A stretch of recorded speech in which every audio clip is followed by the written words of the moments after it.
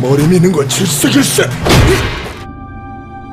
Pada masa pemerintahan Raja Sonjo di tahun 1592, tentara Jepang mulai menginvasi wilayah-wilayah di semenanjung Korea. Namun sang raja tidak ingin memimpin perang dan justru memilih untuk menyelamatkan dirinya sendiri dengan pergi ke dinasti Ming meninggalkan rakyatnya. Kemudian Pangeran Guanghei diangkat menjadi raja secara tiba-tiba dan dikirim paksa oleh Raja Sonjo untuk memimpin kerajaan melawan tentara Jepang dengan pergi ke markas militer di Gangge. Pangeran Guanghei yang pada saat itu masih muda dan tidak memiliki pengalaman di medan perang harus melakukan perjalanan yang panjang dan berbahaya dengan penuh rasa ketakutan. Dalam rombongannya tersebut, pangeran didampingi oleh dayang-dayang, prajurit kerajaan, serta sebagian pejabat tinggi seperti wakil menteri. Dan dalam perjalanan itu terdapat juga para prajurit bayaran yang sejatinya dipaksa oleh keadaan sehingga harus ikut dalam perjalanan tersebut. Prajurit bayaran atau disebut juga dengan pejuang fajar yang kalau diterjemahkan ke dalam bahasa Inggris berarti Warriors of the Dawn sesuai dengan judul film ini. Oke guys, tanpa berlama-lama, mari kita nikmati filmnya.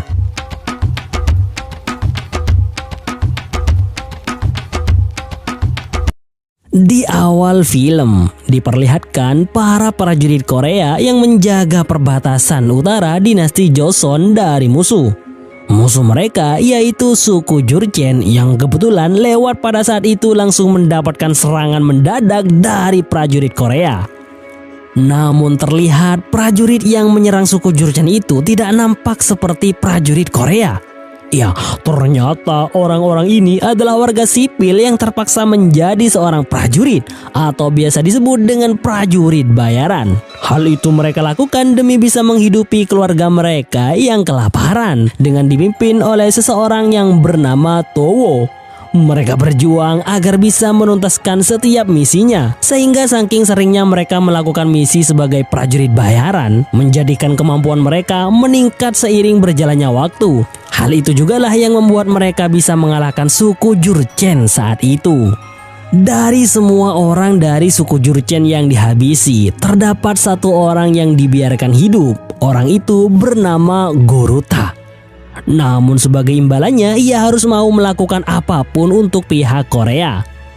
Malam harinya saat para prajurit Korea merayakan keberhasilan mereka siang tadi, para prajurit bayaran justru kesal dengan euforia yang mereka lakukan. Sebab kemenangan itu mereka dapatkan tanpa meneteskan darah sedikit pun. Sebaliknya, para prajurit bayaran yang bersusah payah dengan mempertaruhkan nyawa mereka tidak diperbolehkan bergabung dengan mereka. Tapi apalah daya, mereka hanya bisa sabar sambil mengantri jatah makanan yang tidak seberapa. Di sisi lain, di sebuah daerah bernama Yongbyon, tempat di mana Raja Sonjo melarikan diri dari ibu kota, raja dan para menteri menyusun rencana terkait keinginan raja untuk meminta bantuan pada dinasti Ming, di mana agar raja bisa meninggalkan Korea serta pemerintahan tetap berjalan, pada akhirnya diputuskan untuk mengangkat Pangeran Guanghei sebagai raja sementara. Seseorang yang dianggap paling pantas di antara saudara-saudaranya. Lantas walaupun sempat menolak karena menganggap tugas itu sangat berat bagi dia yang baru berusia 18 tahun, Pangeran Guanghei dengan terpaksa dan berat hati akhirnya menerima tugas itu. Raja juga menambahkan bahwa langkah pertama Pangeran Guanghei sebagai raja yaitu harus sampai terlebih dahulu ke sebuah markas di daerah Gangge, yang mana di situ sudah ada Laksamana Yi Sun Sin yang akan menerimanya sebagai raja. Dengan pesan dari Raja Sonjo sebagai bukti, diharapkan keduanya bisa bekerja sama dan menyusun rencana untuk menghadapi Jepang. Tak lama kemudian, mereka pun segera berangkat ke tujuan mereka masing-masing. Raja menuju dinasti Ming di Cina, sedangkan pangeran menuju Gangge untuk menemui Yi Sun Sin. Sementara itu, Towo dan kawan-kawan yang beberapa saat sebelumnya juga sudah berada di Yongbyon akhirnya mendapatkan misi baru untuk mengawal pangeran sampai ke Gangge. Sebuah misi yang juga akan menjadi misi terakhir mereka sebelum akhirnya bisa pulang dan mendapatkan bayaran. Namun wakil menteri yang juga ikut dalam rombongan pangeran menjanjikan jika berhasil sampai ke Gang G dengan selamat, ia akan mengadakan uji seleksi pengangkatan prajurit resmi Korea. Sehingga para prajurit bayaran memiliki kesempatan untuk mendapatkan kehidupan yang layak sebagai prajurit resmi. Mendengar hal itu, Towo sebagai pemimpin prajurit bayaran sebenarnya tidak terlalu mempercayai ucapan wakil menteri. Ia beranggapan bahwa orang yang terancam akan berkata apapun untuk menyelamatkan dirinya. Namun mengetahui bahwa prajurit bayaran yang kabur akan dihukum mati, mau nggak mau ia dan teman-temannya harus melaksanakan misi tersebut. Di tempat yang berbeda, terlihat seorang warga Korea yang sedang menggelandang anak muda ke hadapan pihak Jepang. Dan faktanya, pemuda tersebut adalah Pangeran Im Hae yang merupakan kakak kandung Pangeran Gwang Hae. Ya, warga tersebut sudah muak saat mengetahui bahwa rajanya melarikan diri ke Cina. Oleh karena itu, ia membawakan Pangeran Im Hae dengan harapan Jepang akan menghentikan peperangan. Di waktu yang sama, Pangeran Im Hae menjelaskan walaupun ia anak pertama, pemerintahan saat ini telah diberikan kepada adiknya, yaitu Pangeran Gwang Hae. Untuk itu, tidak ada gunanya jika Jepang menangkapnya, ucap Pangeran Im Hae dengan raut wajah ketakutan. Mendengar hal itu, untuk menyenangkan Hideyoshi Toyotomi yang berkuasa saat itu, Jenderal Kiyomasa Kato memerintahkan anak buahnya yang bernama Komandan Tarobe untuk menangkap Pangeran Gwang Hae. Malam harinya, saat rombongan pangeran tengah berhenti untuk beristirahat, tiba-tiba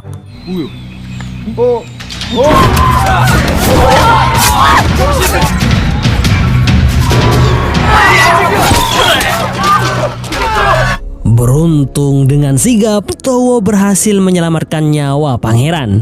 Namun meski begitu, ia harus merelakan buku-buku kesayangannya terbakar habis di lahap api. Setelah menginvestigasi busur yang digunakan oleh musuh, bisa disimpulkan bahwa penyerangan malam tadi bukanlah ulah tentara Jepang ataupun bandit hutan. Di lain sisi, kejadian itu ternyata membuat setengah dari rombongan pangeran tewas dan juga melarikan diri. Oleh karenanya, wakil menteri menyalahkan Yang Sa yang merupakan pemimpin rombongan karena telah teledor sehingga hal ini bisa terjadi. Melihat hal itu, Towo kemudian mengusulkan untuk mengambil rute pegunungan. Ia beranggapan bahwa jalur datar sangat berbahaya karena mudah ditemukan oleh musuh. Walhasil walaupun usulannya sempat diragukan, namun pada akhirnya pangeran menyetujui usulan tersebut. Di momen inilah perjalanan terasa sangat berat, khususnya bagi prajurit bayaran.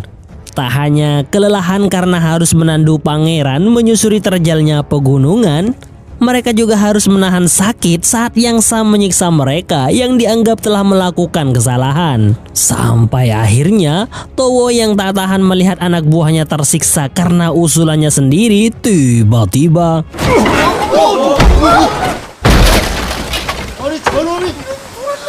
betapa terkejutnya semua orang melihat apa yang dilakukan oleh Towo. Bahkan Yang Sa menganggapnya sebagai sebuah pengkhianatan. Towo pun menjelaskan bahwa jika saja pangeran berada dalam tanduk itu saat jatuh, maka bisa dipastikan semua anak buahnya akan dibunuh karena melakukan kesalahan. Padahal hal itu tidak akan merubah nasib negara.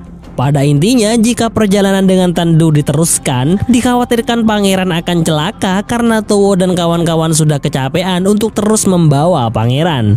Belum lagi, jika hal yang tak diinginkan itu benar-benar terjadi, maka otomatis Towo dan kawan-kawan akan langsung dihukum mati.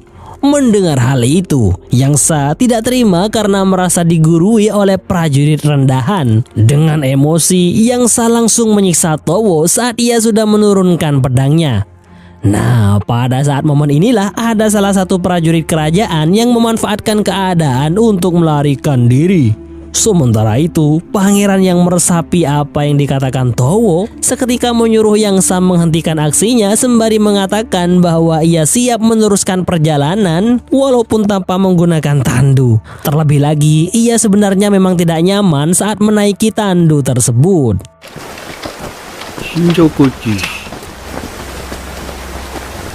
Saat pangeran memutuskan untuk berjalan kaki dan memikul lelah bersama-sama, perjalanan pun berlanjut dengan menempatkan Towo dan kawan-kawan di garis paling depan. Di tengah-tengah perjalanan itu, salah satu dari mereka merasa bahwa Goruta si suku Jurchen tidak terlihat sama sekali.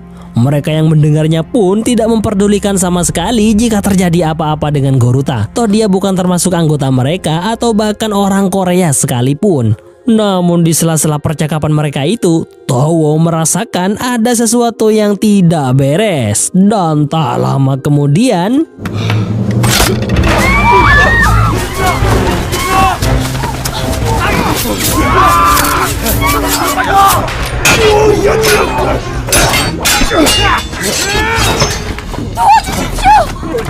beruntung untuk kedua kalinya, Towo berhasil menyelamatkan pangeran. Namun dikira sudah aman, tiba-tiba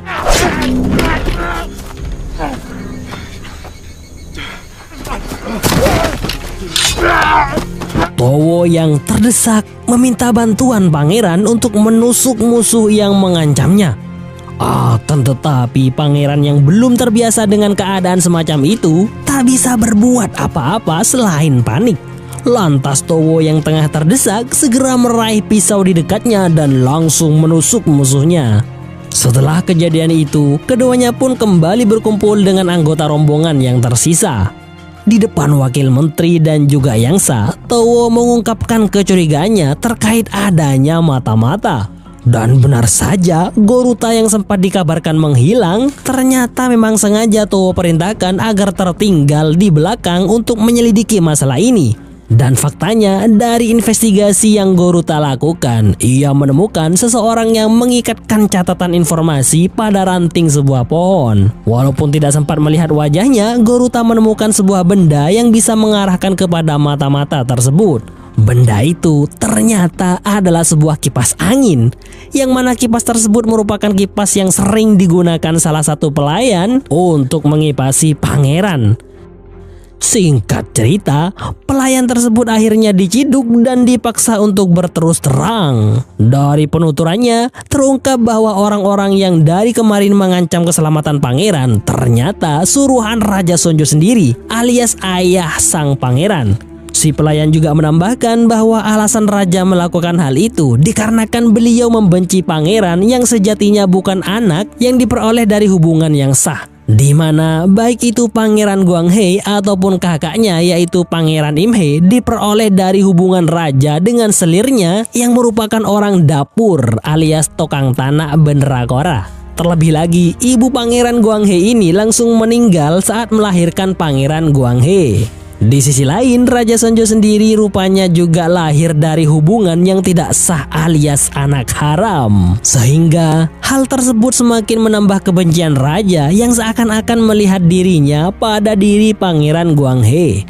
Mendengar hal itu, sontak membuat kejiwaan sang pangeran terguncang. Ia tidak menyangka bahwa ayah yang selama ini ia kagumi sama sekali tidak mengakui keberadaannya, bahkan menginginkan ia mati. Sementara itu, si pelayan masih terus nyerocos yang membuat pangeran semakin kena mental. Lalu tiba-tiba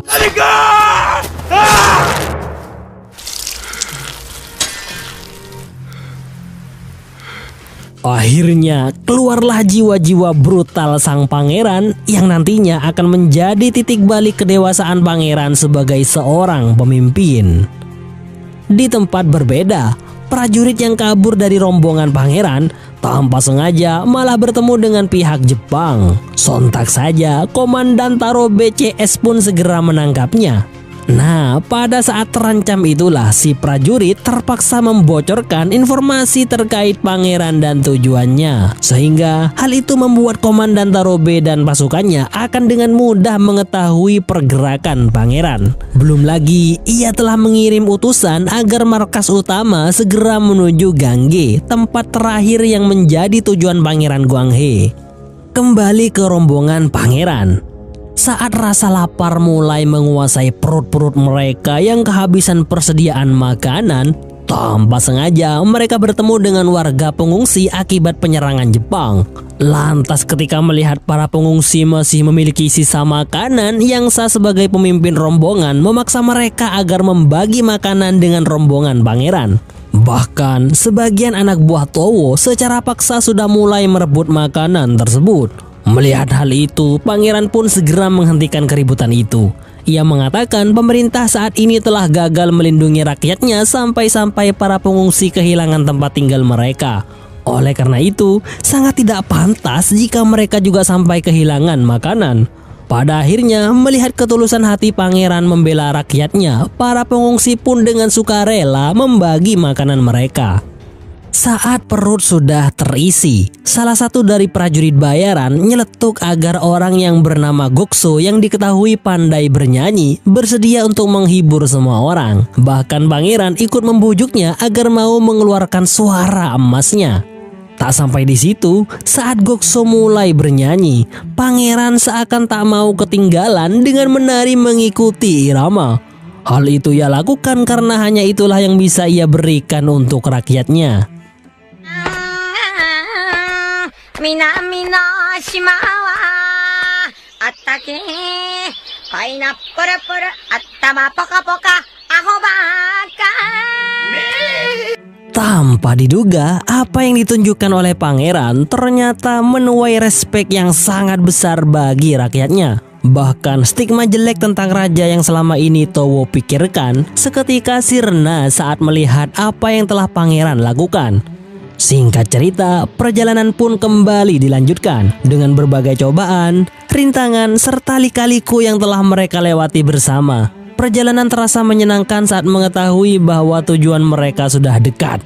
Namun apa yang terjadi?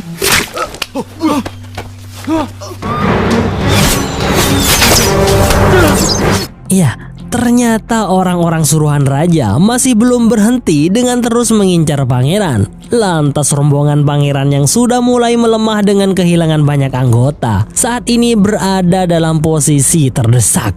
Bahkan yang seharus mati demi menyelamatkan nyawa pangeran. Beruntung Komandan Tarobe dan pasukannya yang menginginkan pangeran ditangkap hidup-hidup dengan mudah berhasil menghabisi orang-orang suruhan raja itu. Sementara itu, Towo yang tidak mau pangeran tertangkap oleh pihak Jepang berusaha mengalihkan mereka dengan bendera Korea pemberian yang sah.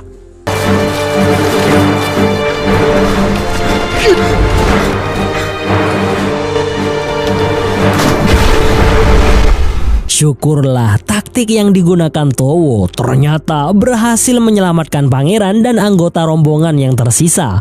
Bahkan beberapa saat setelahnya mereka akhirnya sampai di markas Gangge. Namun apa yang terjadi? Perjuangan berat yang mereka lalui untuk sampai ke sana seakan tak berarti setelah menemukan markas militer tersebut telah hancur. Di sisi lain, harapan para prajurit bayaran yang menginginkan sebuah ujian militer yang telah dijanjikan seketika pupus dan tak lagi bisa diharapkan. Tak lama kemudian keadaan diperparah dengan kabar buruk yang menimpa keluarga mereka di kampung halaman, di mana beberapa orang yang berusaha lari dari kejaran musuh menggunakan rakit buatan mengalami nasib sial karena harus terjebur ke sungai dan mati tenggelam. Yang lebih mengejutkannya lagi, salah satu dari korban tenggelam itu ternyata adalah ibu Gokso. Di waktu yang sama, dengan keadaan markas yang sudah tidak bisa diharapkan lagi, wakil menteri segera mengajak pangeran untuk pergi dari sana. Ia khawatir pihak Jepang yang masih mengincar pangeran akan kembali ke markas tersebut. Tapi pangeran yang masih mematuhi perintah raja sekalipun sudah tidak dianggap bersikukuh untuk tetap bertahan sembari berusaha mengumpulkan bantuan. Namun wakil menteri yang menjelaskan bahwa rakyat yang mengetahui rajanya kabur tidak akan sudi untuk memberikan bantuan. Belum lagi, satu-satunya orang yang bisa diharapkan yaitu Laksamana Yesunsin hingga kini belum diketahui keberadaannya. Lalu di tengah-tengah percakapan mereka itu, masuklah Towo yang bermaksud untuk berpamitan. Yang mana sesuai janji mereka sebelum keberangkatan, tugas akan selesai saat pangeran telah sampai di markas tersebut. Apalagi mereka kini harus segera menemui keluarga mereka yang nasibnya mulai terancam. Mendengar hal itu, sebagai pemimpin yang baik, pangeran pun mengizinkan mereka pulang sesuai apa yang telah dijanjikan. Namun sebelum ia dan anak buahnya pergi, tak lupa terlebih dahulu Towo menyerahkan bendera Korea kepada pangeran. Di tengah perjalanan pulang, Goruta yang sejatinya memang bukan bagian dari mereka memilih berpisah dan mencari tujuannya sendiri. Sementara itu setelah cukup lama berjalan, tanpa sengaja Towo dan kawan-kawan melihat tentara Jepang yang sedang menuju markas pangeran. Hal itu pun membuat Towo bimbang dengan apa yang harus ia perbuat. Pasalnya ia masih harus segera pulang untuk memastikan keluarganya baik-baik saja. Di sisi lain, ia juga tidak tega jika harus membiarkan pangeran ditangkap oleh pihak Jepang. Setelah lama berpikir dan sempat ditentang oleh anak buahnya, Towo akhirnya memutuskan untuk kembali dan memberitahu pangeran. Bersamaan dengan itu, pangeran yang masih belum memutuskan langkah selanjutnya akhirnya mendapatkan angin segar dari perintah baru sang raja. Ya, Raja Sonjo alias ayahnya sendiri memerintahkan untuk segera bergabung dengannya dan meninggalkan Gangge. Sontak hal itu pun disambut baik oleh wakil menteri dan kawan-kawan. Akan tetapi pangeran sendiri terlihat agak ragu saat meninggalkan Gangge. Ternyata keraguan tersebut bukan karena nasib buruk yang ia alami saat perjalanan sehingga membuat ia tidak mempercayai raja. Namun rupanya ia tidak tega jika harus meninggalkan rakyatnya dalam kesengsaraan. Lalu tak lama kemudian datanglah Towo yang mengabarkan bahwa Jepang sedang menuju ke sana. Mendengar hal itu, pangeran pun memikirkan cara agar bisa menyelamatkan rakyatnya. Akhirnya atas saran dari Towo, pangeran pun memutuskan untuk mengevakuasi semua orang ke sebuah benteng yang tak jauh dari sana. Sesampainya di sana, Towo terkejut saat mendapati anak buahnya ternyata menyusulnya. Bahkan mereka juga membawa beberapa orang biksu yang nantinya sangat membantu dalam pertempuran. Namun meski begitu, Towo sempat kecewa karena tidak menemukan Gokso bersama mereka. Di sisi lain, Jepang ternyata sudah dekat sembari masih mengejar orang-orang yang tertinggal. Melihat hal itu, Towo dan yang lain berusaha sekuat mungkin untuk menyelamatkan mereka. Akan tetapi, Jepang dengan pasukan yang lebih banyak dan peralatan yang mumpuni berhasil menangkap dan membunuh sebagian dari mereka, termasuk juga Duk-i, salah satu dayang kepercayaan pangeran. Setelah kejadian itu, pihak Jepang segera mendirikan tenda tepat di depan benteng pertahanan. Hal itu dilakukan semata-mata untuk memojokkan pangeran beserta semua orang yang berada di dalamnya. Sementara itu, wakil menteri yang tidak ingin ia dan pangeran mati konyol dalam kepungan Jepang itu mengajak pangeran kabur dengan sebuah perahu kecil di tepi sungai. Bahkan Towo juga mendukung hal itu demi keselamatan pangeran. Akan tetapi mendengar kata-kata wakil menteri yang provokatif, terlebih ia juga membawa-bawa nama raja yang memerintahkan pangeran untuk segera kembali, seketika membuat pangeran naik pitam. Yang intinya, apa yang ingin disampaikan pangeran adalah tentang kebebasannya dari bayang-bayang raja. Ia mengatakan bahwa dia tidak mau hubungan ayah dan anak antara ia dan raja menghalanginya untuk melakukan hal yang lebih besar, yaitu ikut andil bersatu padu menghadapi penjajahan, meneteskan darah yang sama, keringat yang sama yang nantinya akan berakhir dengan tawa atau bahkan tangis bersama. Sebab baik itu pemimpin ataupun rakyat jelata sama-sama merupakan warga Korea. Mendengar hal itu sontak membuat semua orang merinding bercampur bangga dengan apa yang pangeran katakan. Tak lama setelahnya bendera pun dikibarkan, di mana pihak Jepang langsung merespon hal itu dengan sebuah serangan.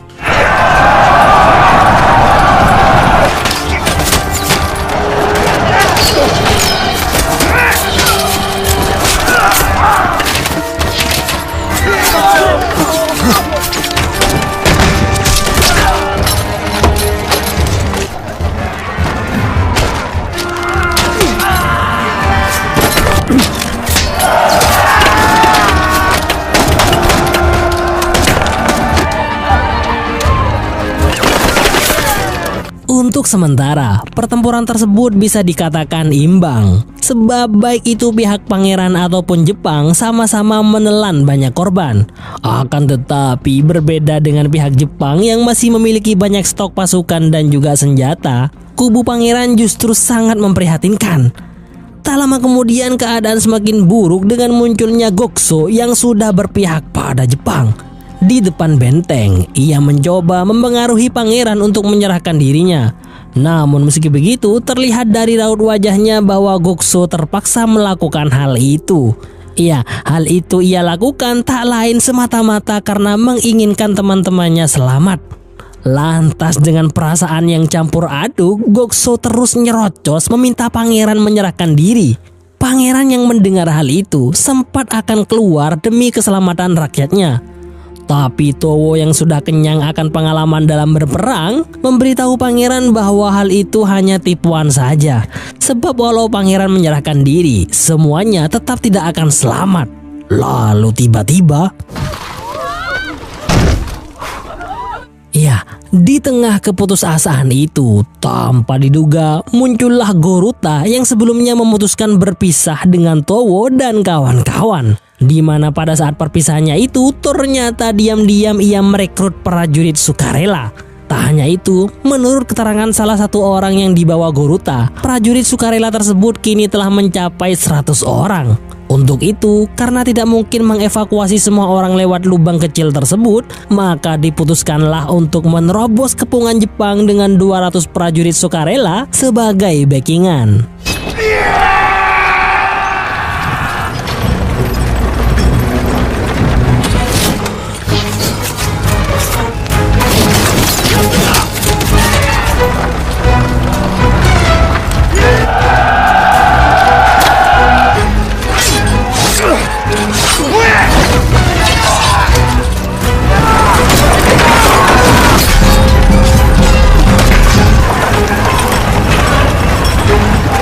Syukurlah rencana tersebut berhasil membuat pangeran dan orang-orang yang tersisa melarikan diri hingga ke tepi sungai. Di lain sisi, Gokso beralih mengkhianati Jepang dengan cara menghentikan mereka. Melihat hal itu, To pun tak tinggal diam melihat temannya berjuang sendiri. Sehingga pada akhirnya ia pun kembali ke medan perang yang sontak diikuti oleh anak buahnya yang tersisa.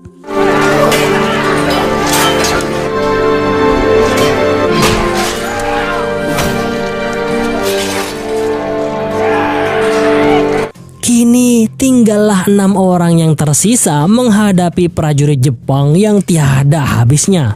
Namun meski begitu mereka tak tampak khawatir ataupun sedih dengan apa yang akan mereka hadapi. Sebab mereka bangga bisa mengakhiri tugas bukan lagi karena uang, melainkan demi sebuah harapan akan kedamaian yang mereka titipkan pada pangeran.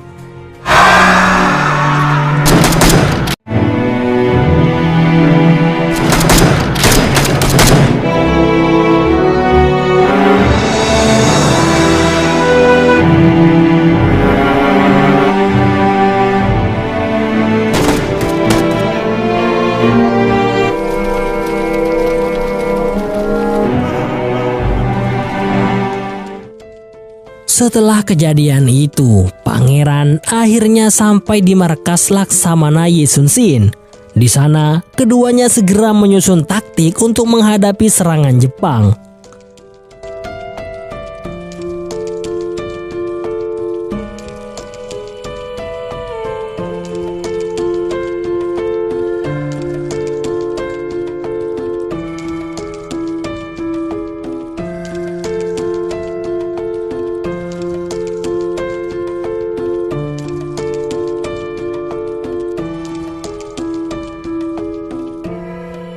Pesan yang bisa diambil dari film ini adalah bahwa prestasi bukanlah sebuah kebetulan dan impian tidak akan pernah menjadi kenyataan tanpa adanya kerja keras. Hal itulah yang digambarkan jelas dalam film ini, di mana pangeran yang masih muda dan belum berpengalaman dihadapkan dengan sebuah jalan terjal demi menjadi seorang pemimpin sejati. Sehingga ia yang di masa depan bisa sukses menggantikan ayahnya sebagai raja berikutnya tentunya tak lepas dari peran besar perjalanan ini. Sebuah perjalanan yang menguras tenaga, emosi dan juga pikiran. Dan tak bisa dipungkiri, hal itulah yang membuat pangeran atau bahkan siapapun yang melaluinya akan menjadi seseorang yang lebih bijak dan berpengalaman.